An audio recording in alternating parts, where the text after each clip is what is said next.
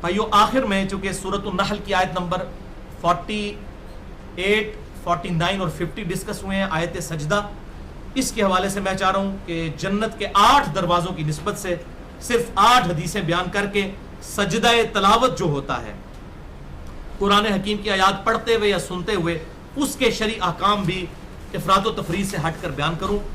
جنت کے 8 دروازوں کی نسبت سے میں نے 8 احادیث کمپائل کی ہیں ایک انٹلیکچوئل ترتیب کے ساتھ. پہلی حدیث صحیح بخاری اور مسلم کی متفق علیہ حدیث ہے، بخاری میں 1076، مسلم میں 1296.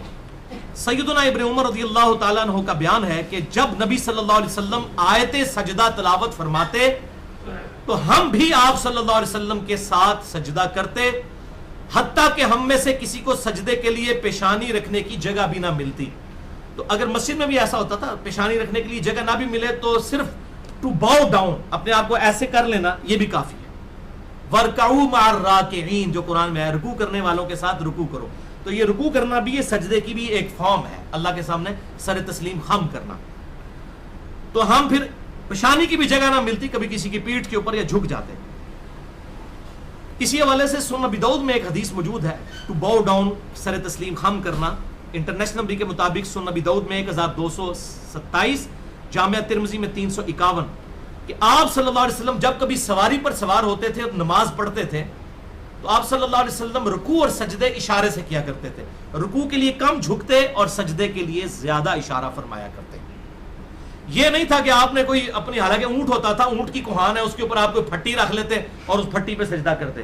جس طرح آج کل یہ نئی بدعت ایجاد ہوئی ہے جو یہ نماز والی کرسیاں ہماری مسجدوں میں رکھی گئی ہیں، بالکل بدعت ہے اور یہ بالکل خلاف سنت ہے، جس کے اوپر وہ سجدے کی جگہ بنی ہے، لوگ سجدہ کرتے ہیں ایسے. جب بیٹھ کے نماز پڑھنی ہے تو سنت یہ ہے کہ اشارے سے رکوع اور اشارے سے سجدہ ہوگا. سامنے یہ پھٹا رکھنا یہ بالکل اس کی ممانعت ہے. ان کرسیوں کو فوراً اٹھوائیں یا ان کی وہ سجدے والی جو حصے ہیں وہ کٹوا دیں، یہ خلاف سنت ہے. اور اس کے علاوہ علماء کے فتوے بھی آ چکے ہیں، ایون حنفی علماء کے فتوے بھی. غلام سعود سعیدی صاحب بہت بڑے بریلوی مکتب فکر کے عالم ہیں، مفتی منیر صاحب کے مدرسے میں شیخ الحدیث ہیں. انہوں نے باقاعدہ اپنی مسجدوں میں سے اٹھوا دی، میری ان سے ڈسکشن بھی اس ٹاپک پہ، انہوں نے اس کے خلاف بھی کافی کچھ لکھا ہے. دوسری حدیث صحیح بخاری سے 1071 نمبر ہے. ابن عباس کا بیان ہے نبی صلی اللہ علیہ وسلم نے سورۃ النجم کی تلاوت کے دوران سجدہ کیا تو آپ صلی اللہ علیہ وسلم کے سجدہ کرنے کا ایسا روب ہوا کہ سارے مسلمان مشرک جن و انس اسی وقت بے اختیار سجدے میں گر پڑے سورہ النجم سن کے، مشرک بھی. اس پہ امام بخاری نے ایک باب باندھا ہے کہ سجدہ تلاوت کے لیے وضو کرنا شرط نہیں ہے، اور ابن عمر کا بھی عمل لے کر آئے کہ وہ بغیر وضو کے بھی سجدہ تلاوت کر لیتے تھے. اب تلاوت کرنے کے لیے تو وضو کی ضرورت نہیں ہے، زبانی آپ کر رہے ہیں. اس دوران آیت سجدہ آتی تھی تو وہ تلاوت کرتے ہوئے سجدہ بھی کر لیا کرتے تھے. اور باقی صحیح امام بخاری نے رزلٹ نکالا ہے اس پہ باب باندھ کر. اب وہ سارے کے سارے گرے ہوئے تو نہیں کہ وضو کر کے سارے اکٹھے ہوئے تھے، کوئی کسی حالت میں تھا وہ بے اختیار گر پڑے.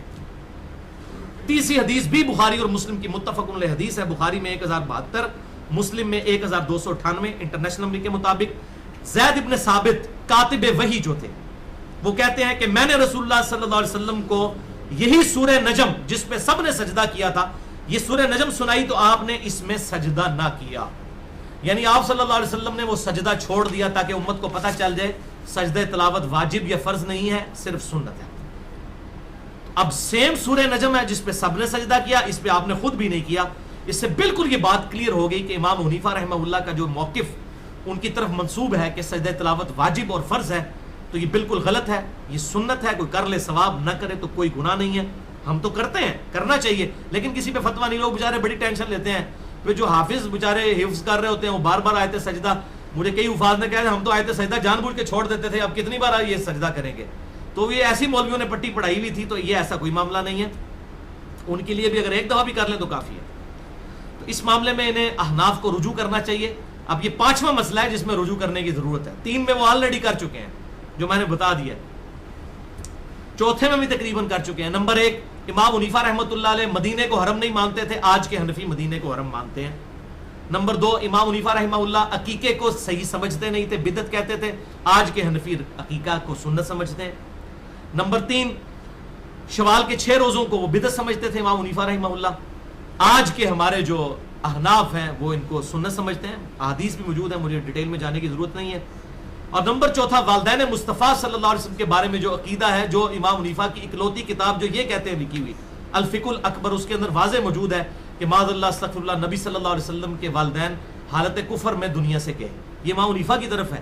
آج کے کتنے حنفی اس بات کو نہیں مانتے. ملا علی قاری نے بھی لکھا کہ ہمارا یہی عقیدہ ہے معاذ اللہ.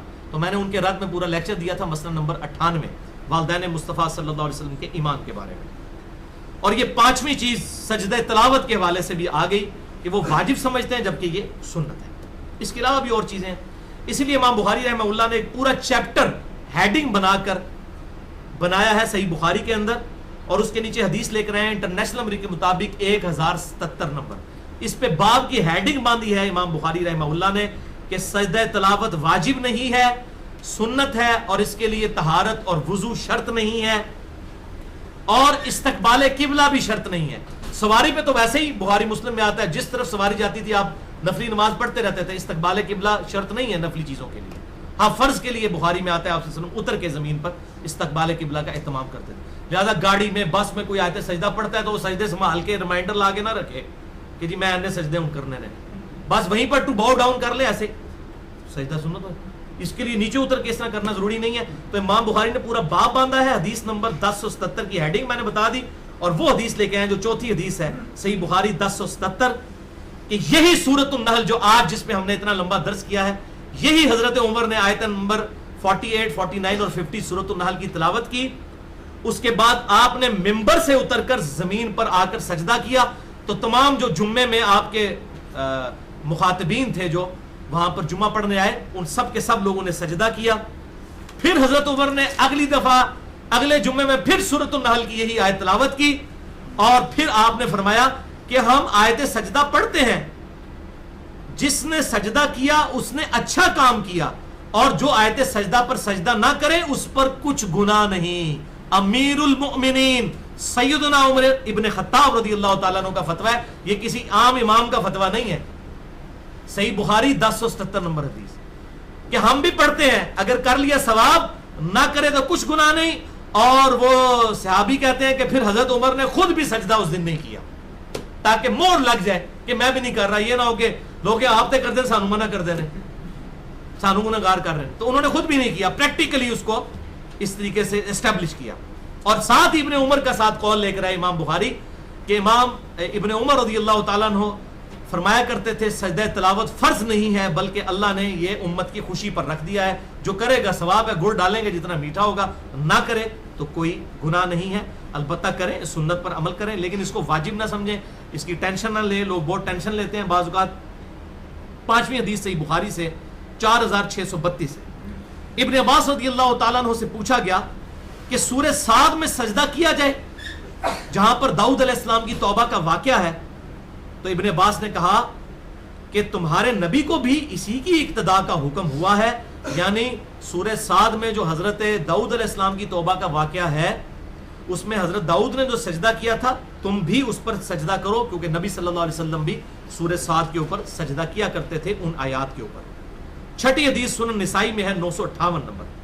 ابن عباس کا بیان ہے کہ نبی صلی اللہ علیہ وسلم نے فرمایا سورہ صاد میں حضرت داؤد علیہ السلام نے تلاوت پر سجدہ کیا، سجدہ شکر کیا توبہ پر، اور تم اس صورت میں جب پہنچو تو تم شکر کا سجدہ کرو.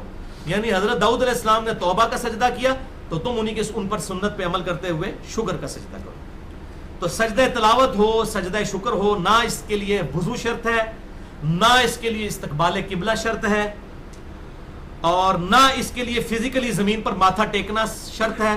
سب سے بہتر وہ درجہ ہے، لیکن آپ جھک بھی سکتے ہیں یوں. اور یہ جو سورہ صاد کا ذکر ہے اس میں ہے ہی رکوع کا ذکر ہے، سجدے کا ذکر ہی نہیں، اس میں رکوع کے الفاظ موجود ہیں. تو اسی لیے ورکعوا مع الراکعین جو قرآن میں بار بار کہا گیا ہے رکوع کرنے والوں کے ساتھ رکوع کرو، بیسیکلی رکوع بھی سجدے کی ہی ایک فارم ہے. تو یوں جھکنا، تو ایسے بھی کوئی کر لے تو کافی ہے. لہٰذا یہ ہماری جو کرکٹ ٹیمیں یا باقی ٹیمیں کبھی میچ وغیرہ جیتے ہیں تو فوراً سجدے میں گر پڑتے ہیں جدھر منہ ہوتا ہے. تو میں اکثر سوچتا تھا جب میں یعنی کہ کٹر قسم کا حنفی تھا تو میں کہتا تھا دیکھو جی یہ تو کفر کر رہے ہیں، کیونکہ ان کے نزدیک اگر آپ بغیر وضو کریں گے تو آپ کافر ہو جائیں گے، نکاح بھی ٹوٹ جائے گا، بیعت بھی ٹوٹ جائے گی. کام بڑا دور ہے، ساری کرکٹ ٹیم نے نکاح ٹوٹ چکے ہوئے ہیں ان کے نزدیک. اب جب اس قسم کے مسئلے آپ گھڑیں گے تو اس کے پھر اس قسم کے ڈینجرس ہاریبل قسم کے خطرناک رزلٹ بھی آپ کو بھگتنے پڑیں گے. تو آیت سجدہ ہو، آیت شکر ہو، نہ اس کے لیے استقبال قبلہ شرط ہے، نہ باوضو ہونا شرط ہے. جس حالت میں جس طرح منہ ہے تو آپ کر سکتے ہیں، اس کے اوپر کوئی گرفت نہیں ہے. تو اب یہ تجدید نکاح کروائیں نا جا کے. اب یہ بڑے بڑے وہ میں طارق جمیل صاحب سے ریکویسٹ کروں گا کہ وہ ان سارے کرکٹرز سے تجدید نکاح کروائیں، فقہ حنفی کا مسئلہ لوگوں کو بتائیں گے تو یا پھر مانیں کہ یہ چیزیں کتاب و سنت کے خلاف ہیں. تو آپ اسی کیٹیگری میں آ جائیں جس میں ہم بات کریں کہ دلائل کے اوپر، نیچر کے اوپر چیزیں ہونی چاہیے. سیکنڈ لاسٹ حدیث سنن نبی داؤد میں 1413. ابن عمر کا بیان ہے کہ رسول اللہ صلی اللہ علیہ وسلم ہمیں قرآن سنایا کرتے تھے، پس جب آیت سجدہ پڑھتے تو تکبیر کہہ کر سجدے میں جاتے اور ہم بھی آپ کے ساتھ سجدہ کیا کرتے تھے. یعنی پرٹیکولرلی نماز کی حالت میں جب آیت سجدہ آئے تو اللہ اکبر کہہ کے اسی وقت سجدے میں چلے جائیں. اب اس میں قیاساً یہ بات ایک حدیث سے ڈیڈکٹ ہوتی ہے کہ جب یہ آپ اس طرح کا سجدہ کریں گے تو پھر آپ رفع الیدین بھی کریں گے. یعنی نماز پڑھتے ہوئے سجدہ تلاوت آیا، اللہ اکبر امام کہے تو آپ بھی اللہ اکبر کہہ کے رفع الیدین کرتے ہوئے سجدے میں جائیں. اس کا ثبوت سنن نبی داؤد میں 722 نمبر حدیث ہے، صحیح سند کے ساتھ، مسند امام احمد میں موجود ہے. ابن عمر کہتے ہیں کہ آپ صلی اللہ علیہ وسلم رکوع سے پہلے، کیٹاگوریکل مینشن ہے، رکوع سے پہلے جتنی بھی تکبیرات کہتے تھے سب کے ساتھ رفع الیدین کرتے تھے. اب جنازے کی تکبیرات ہوں وہ بھی رکوع سے پہلے ہوتی ہیں، اس میں تو رکوع ہوتا ہی نہیں ہے. عیدین کی تکبیرات رکوع سے پہلے ہیں، اس میں بھی رفع الیدین ہوگا. یہ صحیح حدیث سنن نبی داؤد 722 نمبر حدیث ہے. رکوع سے پہلے جتنی بھی تکبیرات ہوتی تھی اس میں رفع الیدین کرتے تھے.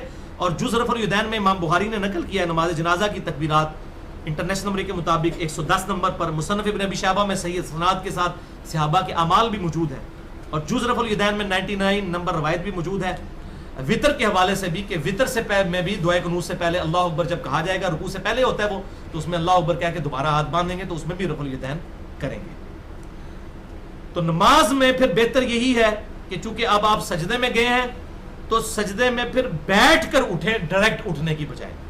یہ اب ہم قیاس کریں گے جہاں پر ہمارے پاس واضح کوئی سنت نہیں ہوگی، کیونکہ آپ صلی اللہ علیہ وسلم جب بھی قیام کی طرف جاتے تھے تو آپ سجدے کے بعد بیٹھتے تھے، پھر دو ہاتھوں کا سہارا لے کر اٹھتے تھے، جو صحیح بخاری میں موجود ہے، زمین پر اعتماد کرتے ہوئے.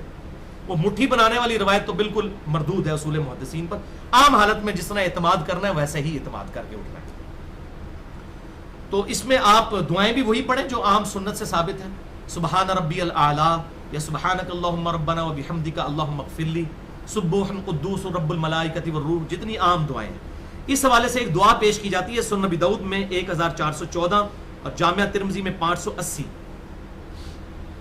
کہ آپ صلی اللہ علیہ وسلم سجدہ تلاوت میں یہ دعا پڑھا کرتے تھے، سجد وجہہ للذی خلقہ. یہ آگے دعا چلتی ہے لیکن یہ روایت بالکل ہی ضعیف ترین روایت ہے، کیونکہ جو تبع تابعی جس سے بیان کر رہا ہے اس نے اس راوی کا نام بھی نہیں بیان کیا، صحابی کا نہیں، تبع تابعی کا. تبع تابعی نے تبع تابعی کا جو بیان کیا ہے تو کہا رجل، ایک مرد نے مجھے یہ حدیث سنائی کہ اس نے کسی صحابی سے سنی، تابعی سے سنی، اور اس نے کسی صحابی سے سنی. تو یہ ان نون مجہول لاپتہ قسم کی جو رہی ہے سب سے ضعیف ترین فارم ہوتی ہے کہ آپ رجل کہہ دیں کسی مرد نے، وہ پتہ نہیں کون ہے مرد. تو یہ روایت مردود ہے بالکل. اور امام ترمذی نے اگرچہ اسے صحیح کہا لیکن اصول محدثین پر وہ تو بالکل کلیئر کٹ ہے، غلطی ان کو لگ گئی، تو یہ روایت ثابت نہیں ہے. آخری 8ویں حدیث جامعہ ترمذی میں 3424 نمبر اور سنن ابن ماجہ میں 1053 ہے. ایک صحابی کہتے ہیں نبی صلی اللہ علیہ وسلم کو، اے اللہ کے محبوب صلی اللہ علیہ وسلم، میں نے خواب میں دیکھا کہ میں نماز پڑھ رہا ہوں. خوش نصیب ہے، نماز ہی پڑھ رہے تھے، اور درخت کا میں نے سترہ بنایا ہوا ہے، درخت کے پیچھے میں نماز پڑھ رہا ہوں. اور جب میں سجدے میں گیا تو میں نے دیکھا کہ درخت بھی میرے ساتھ سجدے میں چلا گیا. خواب میں نے یہ منظر دیکھا. اور پھر میں نے درخت سے آواز سنی کہ درخت سجدے میں گر کر یہ دعا پڑھ رہا تھا. یہ صحیح سند کے ساتھ ہے. اللہم اکتب لی بہا عندک اجرا، اے اللہ میرے اس سجدے کو اپنے پاس اجر کے طور پر محفوظ کر لے. یہ دیکھیں درخت. حط عنی بہا وزرا، اور اس کے ذریعے میرے گناہوں کو بھی معاف کر دے. وجعلھا لی عندک الذخرا، اور اس کو اپنے پاس میری طرف سے ایک ذخیرہ کر لے، یعنی قیامت کے دن یہ نامہ اعمال کے لیے. اب یہ درخت دعا کر رہا ہے. یہ اس صحابی نے آگے بتایا کہ میں نے یہ دعا سنی، اللہم اکتب لی بہا عندک اجرا، حط عنی بہا وزرا، وجعلھا لی عندک الذخرا. پھر ابن عباس کہتے ہیں کہ اس کے بعد نبی صلی اللہ علیہ وسلم بھی جب سجدہ تلاوت کیا کرتے تھے تو یہی دعا پڑھا کرتے تھے. آپ نے اس دعا کو انڈورس کر دیا. لہٰذا یہ دعا جو ہے یاد کریں, میں بھی کوشش کر رہا ہوں انشاءاللہ یاد ہو جائے گی. اللہم اکتب لی بہا عندک اجرا, اجرن لفظ ہے وقف ہو کے اجرا, حط عنی بہا وزرا واجعلہا لی عندک ذخرا. تو یہ دعا یاد نہ ہو تو جو ہماری سجدے والی دعائیں عام ہیں وہ کر سکتے ہیں. اور تلاوت کے لیے سجدے کا پروٹوکول یہ ہے کہ جب تلاوت کرتے ہوئے سجدہ آئے اسی وقت سجدہ کیا جائے, اس کو سنبھال کے نہ رکھیں. ویسے تو نفلی عبادت ہے, نفل میں تو قضا بھی نہیں ہوتی ہے, بعد میں بھی اگر کوئی کر لیتا ہے ٹھیک ہے, لیکن اس کا پروٹوکول یہ ہے جیسے آیت سجدہ ہے اسی وقت سجدہ کریں. اور اگر آپ کرسی پہ بیٹھ کے یا سواری پہ بیٹھے ہیں یا تردد ہے اٹھنے میں تو آپ بس ٹو باؤ ڈاؤن اس طرح کرتے ہیں, بس یہ کافی ہے. وَارْكَعُوا مَعَ الرَّاكِعِينَ, رکوع کرنے والوں کے ساتھ رکوع کرو, یہ کافی ہے. اب آخر میں 15 سجدے قرآن حکیم کے جو ہیں وہ بتا دیتا ہوں, صرف ان کے ریفرنس دے دیتا ہوں 1-1.5 منٹ کے اندر, تاکہ آپ کو پتہ چل جائے کہ قرآن حکیم میں 14 سجدے نہیں ہیں, 15 ہیں. یہ پبلک کے اندر 14 مشہور ہیں, اور 15واں جو سجدہ ہے نا سورہ حج میں 2 سجدے آتے ہیں.